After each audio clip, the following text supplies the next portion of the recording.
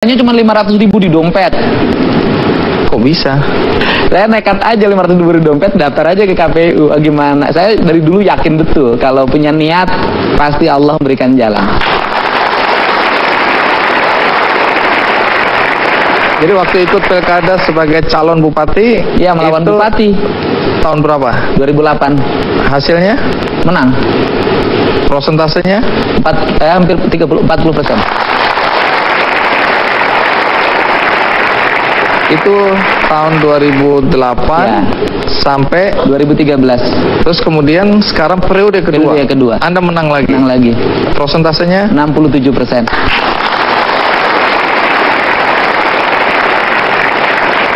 Apakah pernah terpikirkan seorang Dedi kecil untuk menjadi orang nomor 1 di Purwakarta waktu itu? Gak terpikirkan, orang kabupatennya juga beda. Saya pernah pengalaman yang unik. Waktu SMA, saya senang pakai baju putih-putih. Nah, kakek saya kan meninggal. Kemudian saya lewat ke depan orang. Maaf ya, ini bupati mau lewat. Oh, jadi dari Waktu kecil SMA, Anda dibilang kelas 2, gitu? Iya. Bapak saya marah. Ngomong sembarangan aja, bupati mau lewat apa katanya gitu. Wah. Tapi ayah Anda sempat lihat Anda jadi bupati? Masih ada. Cuma Sampai nggak ikut di rumah. Wow, Betul. jadi apa yang dia bilang dulu sekarang ternyata anaknya jadi bupati beneran? Iya, katanya nanti lebih lagi. Amin. Amin, amin, amin.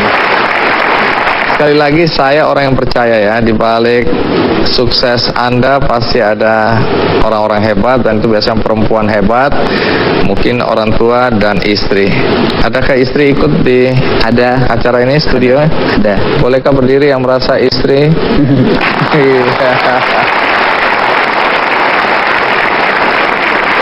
Baik, terima kasih. Anda dianggap sukses ya, memimpin Purwakarta. Yang tentu kita ingin tahu apa yang Anda ingin lakukan ketika Anda terpilih menjadi bupati. Bisa cerita apa? Melayani seluruh masyarakat miskin terutama, sehingga saya buat kebijakan itu sekarang pendidikan gratis untuk seluruh rakyat, berobat gratis untuk seluruh rakyat, dijemput pakai ambulan ke rumahnya, diantar ke rumah sakit. Rakyat boleh SMS, boleh telepon dalam setiap saat pada saya ketika ada kesulitan. Sehingga istri saya tahu HP saya hidup 24 jam. Saya kalau tidur bangun, kalau ada SMS saya jawab. Karena banyak sekali tengah malam rakyat ke rumah sakit kelas 3-nya ngakunya penuh direkturnya. Itu saya suka langsung telepon, saya tanggung jawab. Kalau nggak ada APBD-nya, tagih pada saya pribadi. Saya bilang rumah saya masih cukup untuk dijual.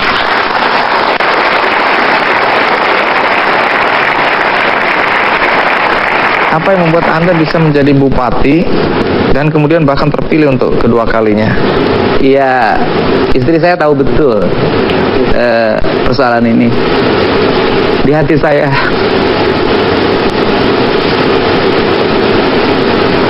selalu ada ibu saya. Di hati Anda selalu ada ibu Anda.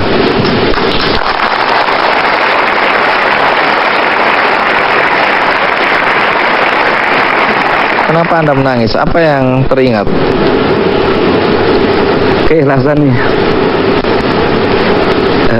Tidak pernah mengaku sakit, tidak pernah mengaku susah. Dia selalu tersenyum ketika menghadapi kesulitan. Ibu Anda masih ada? Sudah tidak ada. Itu Anda kenang tentang ibu. Iya, dan ketika dia tidak punya daya ingat apapun terhadap sesuatu, saya selalu bercerita dan selalu meminta sesuatu, dan nggak tahu apa yang saya minta selalu terpenuhi oleh Allah. Luar biasa.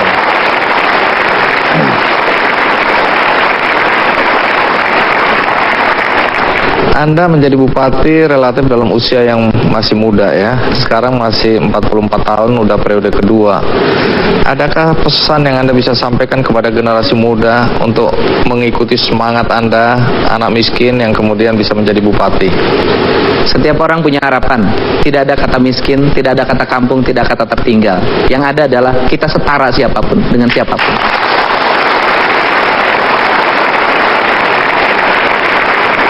Menarik, kuat sekali kata-kata Anda. Artinya tidak ada kata miskin, kita semua setara. Jadi semangatnya harus sama. Iya. Terima kasih Kang Dedi. Dan Anda juga punya banyak buku, saya lihat ya. Dan ini akan saya bagikan buat Anda semua yang ada di studio.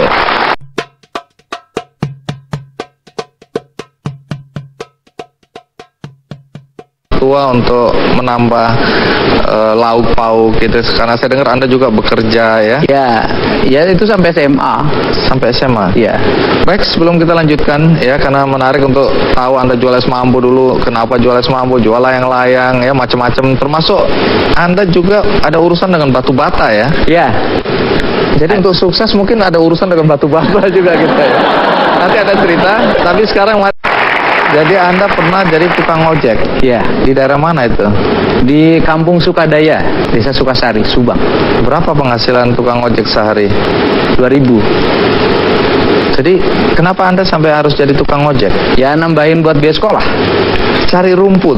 Itu Ya. juga untuk pakan ternak. Untuk kambing. Saya kan waktu sejak kelas 1 SD punya kambing. Menarik. Domba lah kalau di Subang. Soal jualan es mambo dan lain-lain itu kenapa ya? Ya es bambu itu kan saya pengen makan es kayak orang, tapi nggak punya duit. Terus? Ya akhirnya gimana caranya punya bisa makan es? Cita-citanya cuma makan es. Yang ngambilnya dari Mang Rojak, tetangga. Oh, masih kenal Mang Rojak ya? Oh masih Haji Rojak. Oh, terus? Nah kemudian dapat 50 kan satu kali tempatnya itu 50 itu dapat pelingnya 5 lebihnya itu untuk boleh dimakan.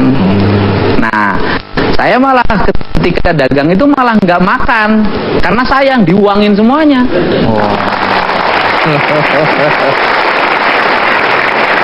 Naluri bisnisnya udah mulai nih ya. Ya. Nah, jual layang-layang juga.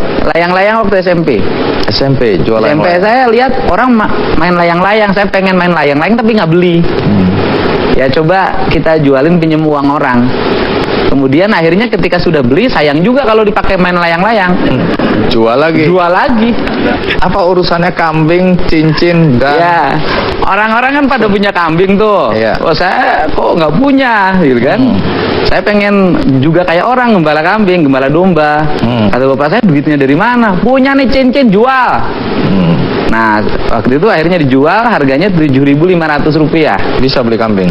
Beli. Tapi gara-gara itu saya dengar keluarga mulai beternak dan Ya, domba menyelamatkan Iya. keluarga Anda. Ya saya sama kakak saya yang kedua paling gede namanya Kang Ade, sama ibu saya yang tukang nyabit rumput. Ya saya tukang ngembala. Dan dari situ beranak dua jadi 40. Oke, domba menyelamatkan keluarga Anda karena saya dengar sekolah apa segala macam dibiayai dari Iya, ternak domba dari itu situ, tadi ya. iya. Jual bata itu bagaimana ceritanya? Ya bukan jual, jadi gini Apa? kan kalau kita suka pengen punya duit juga, kalau buat hari raya Lebaran kan buat beli baju baru. Iya. Nah itu saya suka kuli mikul. Kuli mikul. Mikul bata itu kan ngangkutnya jauh tuh hampir 5 km dari hutan kan, dibawa ke kampung dibakar. Satunya dibayar seperak. Saya bisa bawa 10 biji, 10 perak. Umur berapa itu? Ya SD lah kelas 4. Orang tua tahu ini. Tahu. Nah kemudian uangnya disimpan-simpan. Pekerjaan Anda sekarang apa? Jadi bupati.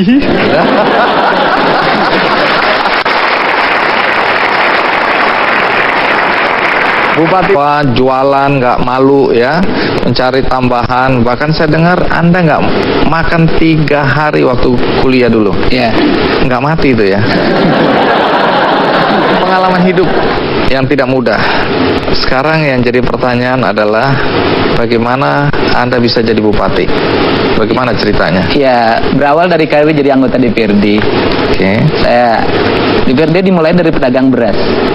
Pedagang Ya, beras. saya jualan beras, kemudian punya uang, punya modal. Nyalon anggota DPRD, saya menang. Kemudian saya jadi anggota DPRD jam 5 pagi sudah di kantor. Ngapain? Untuk bikin konsep, bikin pandangan. Waktu itu dominasi saya terhadap pemerintah sangat kuat. Gagasan-gagasan saya. Hampir 3/4 gagasan pemerintah itu dipasok dari DPRD. Karena Anda memang sudah terbiasa berorganisasi ya, aktivis ya. Terbiasa berorganisasi, terbiasa kerja keras, terbiasa buka pandangan. Saya pernah terbiasa di demo, saya pernah di demo 20.000 orang. Saya hadapin. Waktu jadi apa? Anggota DPRD, buruh, masalah buruh. Sampai hari ini teman-teman pendemo itu jadi teman. Sehingga ketika saya jadi bupati, nggak ada lagi yang demo. Tunggu dulu, apa yang membuat Anda tertarik masuk ke jalur politik?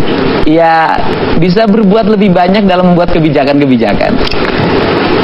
Mas Andi sekritis apapun kan susah, paling jadi wacana. Kalau bupati bisa langsung action. Oh. Ceritanya begitu. Oke.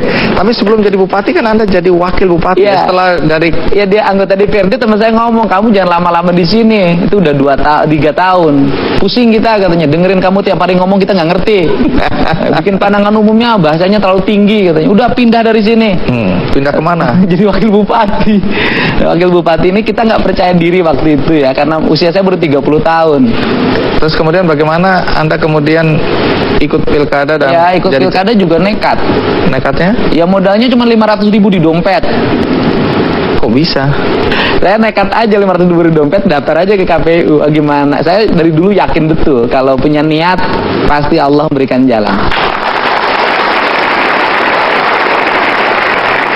Jadi waktu ikut pilkada sebagai calon bupati, ya melawan bupati. Tahun berapa? 2008. Hasilnya? Menang. Prosentasenya? Hampir 40%.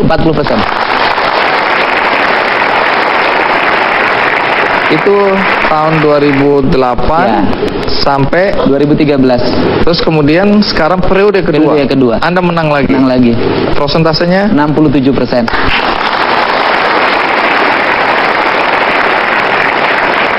Apakah pernah terpikirkan seorang Dedi kecil untuk menjadi orang nomor 1 di Purwakarta waktu itu? Gak terpikirkan, orang kabupatennya juga beda.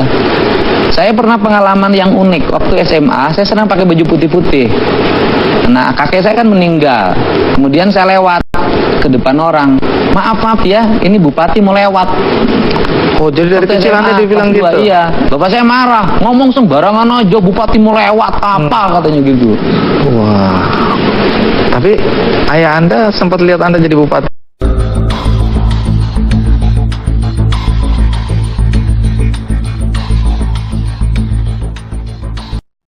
Dan jualan layang-layang, pernah jadi tukang ojek, cari keong di sawah untuk makan, dan kehidupan yang sangat memprihatinkan. Mari kita sambut Dedi Mulyadi. Iya, Kang Dedi, terima kasih ya. Terima kasih. Silakan duduk. Pekerjaan orang tua apa? Tentara. Terakhir tentara. Baik. Ibu petani. Anda anak keberapa dari berapa bersaudara? 9.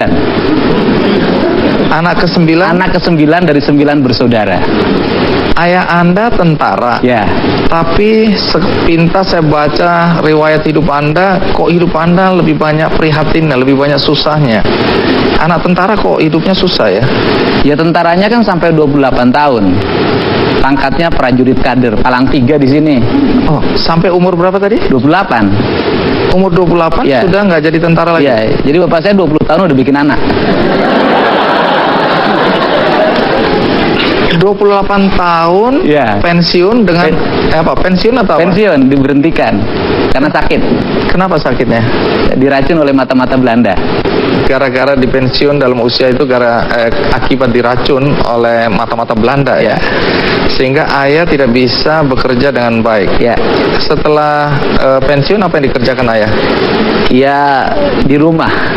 Karena saya dengar sakit-sakitan. Ya pernah kuli-kuli di kuli perkebunan tapi nggak tahan lama karena terlalu jujur. Apa yang terjadi? Ya diberhentikan oleh teman-temannya. Karena jujur? Jujur. Kok bisa? Ya karena diajakin kerjasama jual pupuk.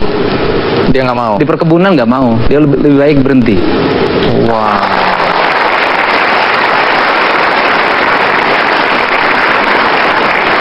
Nah setelah itu siapa yang mencari nafkah? Iya dari sawah. Ibu saya yang sering ke sawah.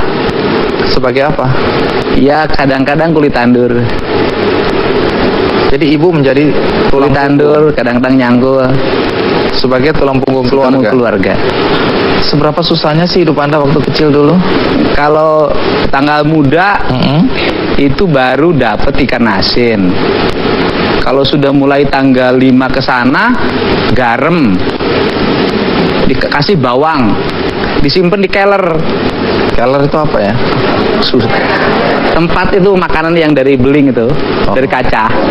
Jadi makan nasi, kalau di atas tanggal 5, lauknya garam, Garam, bawang, pakai bawang segitu aja. Dibagi 9. dibagi 9 anak. Ya. Kok Makanya bisa, badannya kurus. kok bisa hidup Anda ya? Saya juga aneh. Nah, saya dengar untuk menambah lauk Anda cari keong. Ya kan kalau ini kan kalau malam-malam ibu saya suka ngajakin cari belalang. Belalang untuk apa? Dimakan. Belalang dimakan ya? Iya. Ini belalang sawah ini ya? Iya. Nah, soal jualan es mambu nanti saya tanyakan. Tapi sampai umur berapa Anda masih harus juga membantu orang tua? Mana? Purwakarta. Bupati Purwakarta. Bukan cuma 1 periode juga, tapi ini periode yang kedua. Kedua. Jadi artinya warga menganggap Anda sukses. Boleh tepuk tangan ke periode kedua. Menarik karena sebenarnya Anda tadi punya cita-cita jadi tentara. Iya. Ya?